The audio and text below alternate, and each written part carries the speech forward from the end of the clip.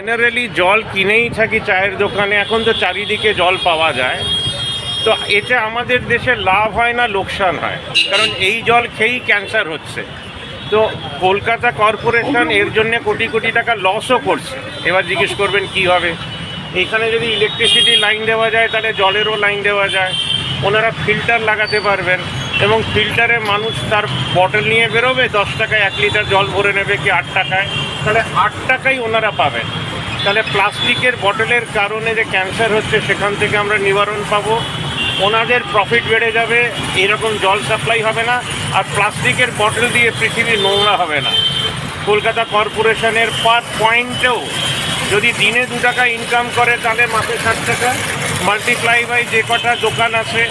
আপনারা ভাবতে পারেন ভারতবর্ষের মানুষের কাজে লাগে না, এটা হচ্ছে সবচেয়ে বড় খবর। এবার কিভাবে কাজে লাগবে সেটা সাংবাদিকদের কাজ, তাই আপনাদেরকে রিপ্রেজেন্ট করলাম। ধন্যবাদ।